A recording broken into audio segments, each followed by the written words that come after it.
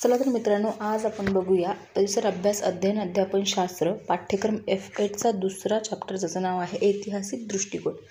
तर ऐतिहासिक दृष्टिकोन यामध्ये आपण काय काय बघणार आहोत की मानवाचे जे उत्क्रांतीचे टप्पे आहे, कालगणना म्हणजे काय, संस्कृती विकासन किंवा मग मानवाची जी परिसरातील विविध माध्यमांद्वारे होणारी जी भटक्या जमातीतली ती स्थिर जीवनाकडे कशी वाटचाल झाली, हे आपण यामध्ये बघणार आहोत. मग त्यात राजकीय स्थित्यंतरे आहे, ऐतिहासिक आर्थिक स्थित्यंतरे एटसेट्रा. ठीक आहे. मग प्रास्ताविकमध्ये काय सांगितलं आहे, आपण आधी बघितले की परिसर हा मनुष्याचा जीवनातील इम्पॉर्टंट घटक आहे. तर परिसरातील प्रत्येक घटकाला इतिहास असतो हे आपल्याला माहिती आहे. गाव, शाळा, घर, राज्य किंवा राष्ट्र सगळ्या कोणतीही गोष्ट असो त्याला इतिहास हा असतो. मग विद्यार्थ्यांना तो समजणे खूप जास्त गरजेचे आहे, कारण इतिहास हा भूतकाळ आणि वर्तमान काळ यांच्यात चाललेला संवाद असतो. ठीक आहे. मग मानवालाही स्वतःचा एक इतिहास आहे, हे सर्व आपल्याला माहिती आहे. मग मानवाचा इतिहास कशा प्रकारे झाला हे आपण बघणार आहोत. आपल्याला माहिती आहे की उत्क्रांती मानवाची कशी झाली, ती कशापासून आधी मानव माकड होतं, मग माकडाचा मणका म्हणजे ती जे काही शिपूट वगैरे आहे ती हळूहळू गायब होऊन गेली, मग माणूस तयार झाला इत्यादी जे काय आहे आपण आता ते बघणार आहोत. ठीक आहे. मग सगळ्यात पहिला इम्पॉर्टंट मुद्दा आहे तो म्हणजे कालगणना. मग कालगणना करणे म्हणजे काळाची लांबी मोजणे. ठीक आहे. मग कालगणना म्हणजे नेमकं काय की इतिहास आणि कालगणना यांचा जवळचा संबंध आहे. मग कालगणना म्हणजे काय की काळाचा जितका काळ मागे गेलाय त्याची लांबी मोजणं म्हणजे काय आहे, कालगणना आहे. मग काळ हा अखंड असतो, पण आपल्या सोयीसाठी आपण त्याचे विभाजन करत असतो. म्हणजे कालगणनेचे मूळ हेतू मुख्यतः घडत असलेल्या व घडलेल्या घटकांचा कालानुक्रमान सांगणे होय. ठीक आहे. मग ऐतिहासिक कालगणनेत गतकालीन घटकांचा कालानुक्रम निश्चित करण्याचा प्रयत्न असतो. मग ही कालगणना करण्याची पद्धत भिन्न भिन्न प्रदेशात वेगवेगळी असते. मग ज्या नैसर्गिक घटकांची पुनरावृत्ती होत असते त्यांचा उपयोग कालप्रमाणे प्रमाण ठरवण्यासाठी देतो. ठीक आहे. मग उदाहरणार्थ सूर्योदय आहे, सूर्यास्त आहे, अमावस्या, पौर्णिमा एटसेट्रा. ठीक आहे. मग भारत हा खंडप्राय देश असल्यामुळे त्यात प्राचीन काळी अनेक राज्य होती, दळणवळणाची साधने होती. ठीक आहे. मग ते निरनिराळ्या प्रदेशांत वेगवेगळे व्यवहार चालत असत, त्यामुळे राज्यांची भिन्न भिन्न कालगणना सुरू केलं. मग शालावाही, वाहक, शक आणि विक्रम संवत या भारतात प्रचलित असलेल्या कालगणना पद्धती आहे. मग त्यात काय, चिनी कालगणना, इजिप्तमधील कालगणना, ग्रीक कालगणना, रोम कालगणना, ख्रिस्ती कालगणना आणि भारतीय कालगणना. तर पुढे आहे एक रेखीय विभागणी. एक रेखीय विभागणी म्हणजे काय की आपल्याला माहिती आहे की आठवड्याला 7 दिवस असतात, मग ते 15 दिवसांचा एक आठवडा किंवा पंधरवडा असं. मग त्यांनी काय सांगितलं आहे की पृथ्वीच्या स्वतःभोवतीची एक प्रदक्षिणा पूर्ण होण्यास 24 तासांचा कालावधी लागतो. ठीक आहे. मग यालाच आपण एक दिवस म्हणतो किंवा एक वार म्हणतो. मग सोमवार ते रविवार असा हा 7 वारांचा एक आठवडा असतो. 2 आठवड्यांचा एक पंधरवडा, 2 पंधरवड्यांचा एक महिना आणि 12 महिन्यांचे एक वर्ष, अशी आपण काळाची विभागणी केली असतो. आणि 100 वर्ष संपली की एक शतक पूर्ण होतो. अशी 10 वर्ष संपली किंवा 10 शतके संपली की एक सहस्र पूर्ण होतो. काळाच्या अशा विभागणीस काय म्हणायचं आहे, एक रेखीय विभागणी. पुढे आहे इम्पॉर्टंट जे आहे काष्ठवलय कालमापन. मग काष्ठवलय कालमापन काय आहे की झाडाची खोडावरील वलयावरून झाडाचे वय मोजणे. म्हणजे झाडाला ज्या खोड कापल्यानंतर ज्याच्यावर ते बारीक बारीक रिंगण असतात किंवा जे आळे असतात एकदम छोटे पासून मोठे होत जातात किंवा मोठ्यापासून छोट्याकडे जे आळे असतात त्याचं वय त्या वलयावरून मोजणं म्हणजे काय की काष्ठवलय मापन. मग अशा प्रकारे काळाची लांबी मोजण्याच्या विविध पद्धती प्रचलित आहे. मग सेकंद, मिनिट, तास, दिवस, आठवडा, पंधरवडा एटसेट्रा. सेकंद हे कालमापनाचे सर्वात छोटे एकक आहे, एक मार्क्सला विचारलं जाऊ शकतं. मग ठीक आहे. मग पुढे आहे मानवी उत्क्रांतीचे टप्पे. मग सुरुवातीला सांगितल्याप्रमाणे प्रत्येक गोष्टीला इतिहास असतो, त्यामुळे मानवालाही आपला इतिहास आहे. मानव ज्या पृथ्वीवर राहतो त्या पृथ्वीलाही इतिहास आहे. संशोधनाच्या आधारे असे मानले जाते की सुमारे 4.5 अब्ज वर्षापूर्वी सूर्यमाला अस्तित्वात आली. पृथ्वी हा सूर्यमालेतील एक ग्रह आहे. पृथ्वी प्रथम वायुरूप होती, कालांतराने हळूहळू घनरूप होऊन जमीन निर्माण झाली. पृथ्वीवर जलसाठे निर्माण झाले, पाण्यात शेवाळासारखे वनस्पती निर्माण झाल्या आणि प्रोटोझोआ वर्गातील एकपेशीय सजीव निर्माण झाले. पुढे प्रोटोझोआपासून पृथ्वीवरील सर्व सजीव प्राण्यांची उत्पत्ती क्रमाक्रमाने होत गेली. अशा कोट्यावधी वर्षांच्या कालखंडात एकपेशीय सजीवापासून मानवाच्या उत्पत्तीपर्यंतचा जीवसृष्टीचा जो काही विकास आहे तो होत गेला. याच प्रक्रियेस काय म्हणायचं आहे, उत्क्रांती म्हणायचं आहे. ठीक आहे. मग मानवाचा म्हणजे कालखंड कसा झाला सुरुवात ते सांगते. मग मानव सदृश्य वानर होतं पहिले. मानव सदृश्य एव वानरापासून उत्क्रांत होत आजच्या मानव निर्माण झालेला आहे. मग पुढे काय झालं की मानवाचा जो काही मानव होता तो मूळ जो आहे तो वानर स्वरूप होता. मग हे सर्वप्रथम आफ्रिका खंडात घडलं. त्या मानवाला आपण आदी मानव म्हणतो. एप वानरापासून मानवापर्यंतच्या उत्क्रांतीमध्ये पुढील टप्पे घडून आले. मग काय, एप वानरापासून नंतर कुशल मानव तयार झाला. हा आदी मानव हातांचा उपयोग करून हत्यारांची निर्मिती करू लागला. हाच कुशल मानव होय.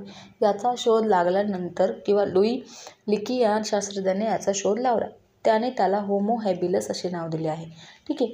मग हातांचा, होमो म्हणजे हाताचा उपयोग करणारे मानव. होमो इरेक्टस, मग ताठ उभे राहून 2 पायावर शरीराची तोल सावरत चालणाऱ्या मानवाला होमो इरेक्टस म्हणायचे. होमो म्हणजे माणूस आणि इरेक्टस म्हणजे ताठ कण्याचा जो काय माणूस आहे त्याला होमो इरेक्टस म्हणायचे.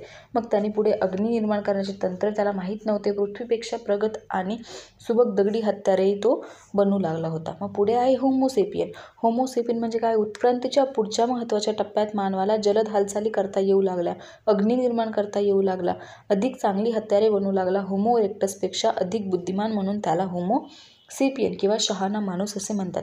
मग त्याचे 2 टप्पे पडले आहे की पहिला आहे नियाडरथल मॅन आणि दुसरा क्रोमॅनॉन मॅन. मग नियाडरथल मॅनमध्ये काय आहे की याला शक्तिमान मानव असं म्हणतात किंवा याचे अवशेष सर्वप्रथम जर्मनीमध्ये नियाडरथल येथे मिळाले होते, त्यामुळे त्याला नियाडरथल मॅन असे नाव दिलेले आहे. ठीक आहे. मग त्याचं काय होते की ठेंगणा म्हणजे मानव ठेंगणा व मजबूत बांध्याचा होता. कपाळ उतारते होते. हा गुहांमध्ये राहत होता. गारगोटीचे दगड एकमेकावर घासून त्याने अग्नीचा जो काय आहे निर्माण केला. प्राण्यांची शिकार करून अग्नीवर मांस भाजून खात असे व विविध प्रकारची दगडी हत्यारे तो बनवत असे. तेव्हा त्याला कळायला लागलं की जे काय अग्नीवर मांस भाजून खाल्लं तर ते पचनास सोपं जातं, त्यामुळे तो तसं करू लागला. मग पुढे आहे क्रोमॅनॉन मानव. मग मानवाच्या उत्क्रांतीच्या टप्प्यावरचा क्रोमॅनॉन हा सर्वात बुद्धिमान माणूस होय. त्यालाच आपण होमोसेपियन असं म्हणतो. तोच म्हणजे आत्ताचा जो काय आहे तो स्थिर जीवन जगू लागला. मग क्रोमॅनॉन मानव खऱ्या अर्थाने आधुनिक मानवाचा पूर्वज आहे. मग ठीक आहे. यामुळे काय झालं की मानवाचे स्वरयंत्र पूर्णपणे विकसित झाले होते. त्याला लवचिक जीभ आलेली होती, त्यामुळे तो विविध ध्वनींचा आवाज करू शकत होता, कलात्मक वस्तू बनवू शकत होता.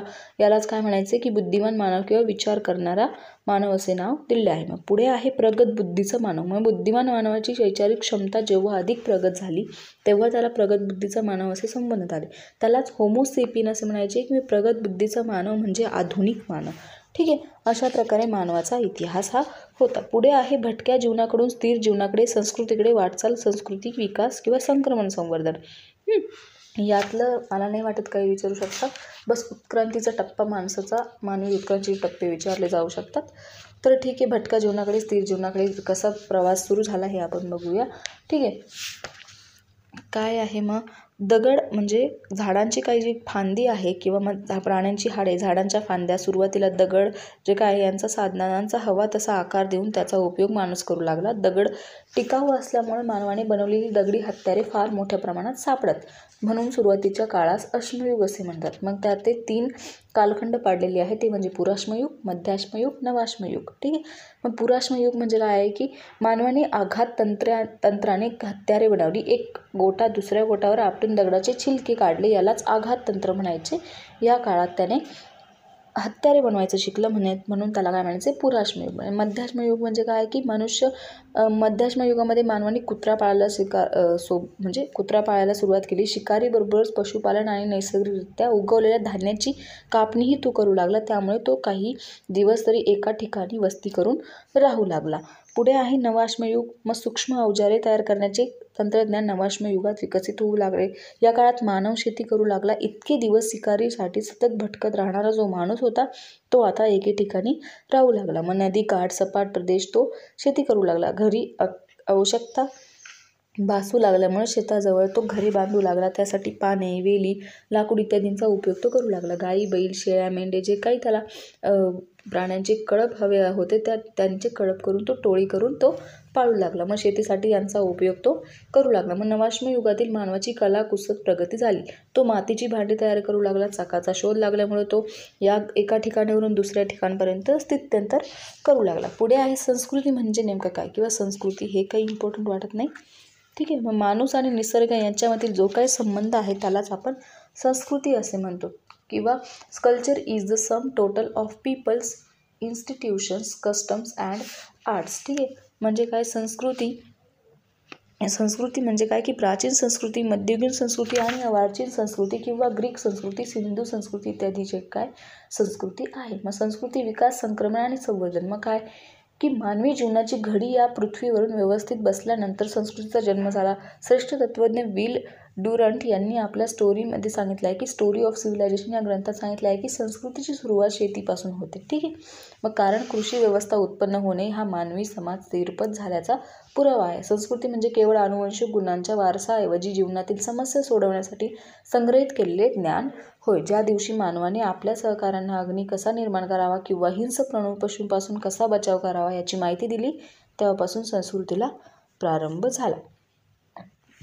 तर मग आपण नागरी संस्कृती जी काय आहे तिचं नाव आधी आपण ऐकलं आहे. मग नागरी संस्कृतीची आणि 4 टप्प्यांमध्ये डिवाईड केलं. मग मेसोपोटेमिया, इजिप्त, भारतीय उपखंड आणि चीन. मेसोपोटेमिया म्हणजे काय की याचाच अर्थ असा की 2 नद्यांमधला जो काय प्रदेश आहे म्हणजे तुर्कस्तान, सिरिया आणि इराकमधून वाहणाऱ्या ज्या 2 नद्या आहेत त्यातील प्रदेश म्हणजे काय आहे मेसोपोटेमिया. इजिप्त म्हणजे काय की नाईल नद्याचे जे खोरे आहे. प्राचीन नागरी संस्कृती ही मानवाची संस्कृतीच्या विकासाची सुरुवात समजण्यास येते. म्हणजे नागरी संस्कृती पहिले इजिप्तमध्ये सुरू झालेली होती.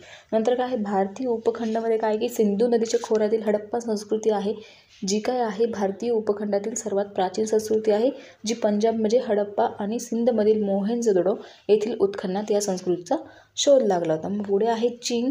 चीनमध्ये काय आहे की भारताप्रमाणे चीन देखील सुसंस्कृत मानवी जीवनाची सुरुवात पाश्चात्यांच्या हजारो वर्षापूर्वी लागली होती. मग भारतीय संस्कृतीप्रमाणे चीन संस्कृती आपले अखंडत्व टिकवले आहे. चीनमध्ये होयांग हो नदीच्या खोऱ्यात चीनच्या नागरी संस्कृतीचा जो काय आहे शोध लागला होता. मग पुढे आहे विविध स्थित्यंतरे, कारणे, प्रभाव आणि परिणाम. मग स्थित्यंतरे म्हणजे नेमकं काय की सपोज आता मानव जॉब करतोय, तो खेड्यात जॉब करत नाही, तो शहरात जॉब करतो. ठीक आहे. मग खेड्यात त्याला राहण्यासाठी किंवा मग शहरात जाण्यासाठी त्याला लांब होते किंवा मग सोयी सुविधा नसल्यामुळे तो काय करतो की खेड्यातून शहराकडे जातो. मग राजकीय स्थित्यंतर आहे ते आर्थिक आहे आणि सामाजिक आहे. म्हणजे तो स्वतःसाठीही जातो, राज्यासाठीही जातो आणि आर्थिक म्हणजे पैसे कमवण्यासाठी सुद्धा तो स्थित्यंतर करत असतो. मग मानव आणि परिसर यांचे नाते अटूट आहे हे आपल्याला माहिती आहे. परिसरातील अनेक घटकांशी होणाऱ्या आंतरक्रियामुळे मूल शिकत असतं. परिसर हा ज्ञानाचा खूप मोठा स्रोत आहे. मानवाच्या मूलभूत गरजा परिसरातून भागवल्या जातात.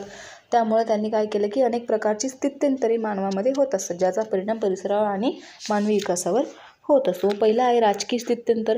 मानवी कल्याणासाठी समाजामध्ये विशिष्ट प्रकारची व्यवस्था असते. काही कायदे नियम असतात जेणेकरून समाज हित जोपासले जावे. लोकशाही, हुकुमशाही, राजेशाही, लष्करशाही अशा ज्या काही व्यवस्था आहेत त्या अस्तित्वात आहे आपल्याला माहिती आहे. मग जगाच्या इतिहासात फ्रेंच राज्यकरणी, स्वराज्य स्थापनेसाठी शिवाजी महाराजांचा जो काही संघर्ष आहे, भारताचा स्वातंत्र्य लढा, पहिले महायुद्ध, दुसरे महायुद्ध ही काय आहे राजकीय स्थित्यंतरे आहे ज्यांचा परिणाम तत्कालीन समाज घटकांवर खूप मोठ्या प्रमाणात झाला आहे. मग छत्रपती शिवाजी महाराजांनी काय केलं की स्वराज्य स्थापन करण्यापूर्वी महाराष्ट्र अत्यंत बिकट परिस्थिती होता. निजामशाही आणि आदिलशाही यांच्या जुलमात जनता त्रासली होती. हे सगळं बघून त्यांनी काय केलं की मावळ्यांना सोबत घेऊन स्वराज्याची स्थापना केली. न्यायाचे स्वराज्य रयतेला दिले. हे एक प्रकारचे राजकीय आणि सामाजिक स्थित्यंतरच होते. ठीक आहे. मग सर्व जाती धर्मांना समानतेची वागणूक देणारे, स्त्रियांना आदराने वागवणारे छत्रपती अत्यंत दूरदर्शी, न्यायी आणि प्रजाहितदक्ष होते. म्हणून शक्तीपेक्षा युक्तीने शत्रूशी झुंजून त्यांनी स्वराज्य स्थापन केले. छत्रपती शिवाजी महाराजांप्रमाणे सम्राट चंद्रगुप्त, सम्राट अशोक आणि काही लोक कल्याणकारी राजांनी आपल्या प्रजेच्या हिताची कामे करून सुखी आणि समृद्ध राज्य स्थापन केले हे आपल्याला माहिती आहे. मग ठीक आहे. मग आपल्या देशात स्वातंत्र्य लढ्याचा इतिहास जो काय आहे तो सर्वांना माहीत आहे. 1857चे स्वातंत्र्य युद्ध माहिती आहे. चल्याचं आंदोलन, स्वातंत्र्य एकाच ध्यासापोटी संपूर्ण भारत क्रियाशील झाला होता. या लढ्यात अनेकांची प्राणे गेली.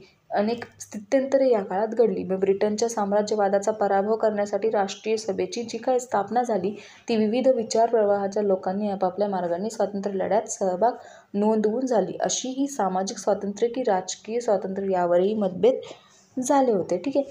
मग स्वातंत्र्य प्राप्तीनंतरही अनेक स्थित्यंतरे घडून आली. मग कारण बदल हा निसर्गाचा नियम आहे. मानवालाही सतत बदल हवा असतो.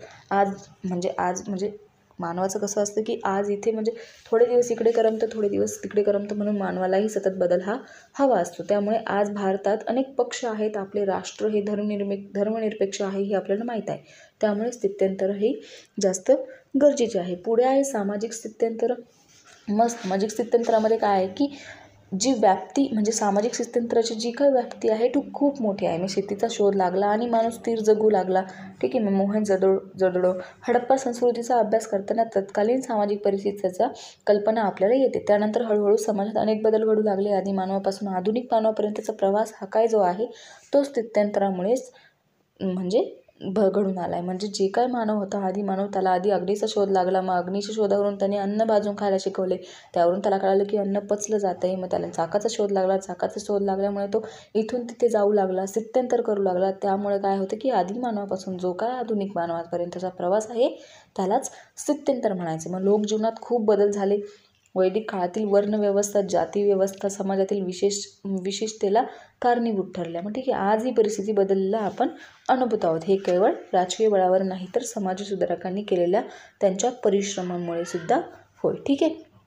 मग त्यामुळे काय केलं, त्यामध्ये कोण कोण होतं? महर्षी कर्वे होते, सावित्रीबाई फुले होत्या, महात्मा फुले होते. यांनी आपले जे काही आयुष्य त्यांनी त्याच्यामध्ये वेचले आहे. ठीक आहे. मग पुढे आहे आर्थिक स्थित्यंतरे. मानवाच्या उत्क्रांतीप्रमाणेच इतर सर्व घटकांमध्येही बदल होत गेले. जसे प्राचीन काळात व्यवहारात म्हणजे चलनाचा वापर नव्हता.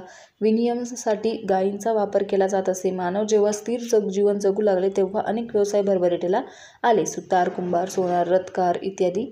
ठीक आहे. मग यानंतर हळूहळू बदल झाले. भारतीय आधुनिक 1948 साली औद्योगिक धोरण जाहीर झाले.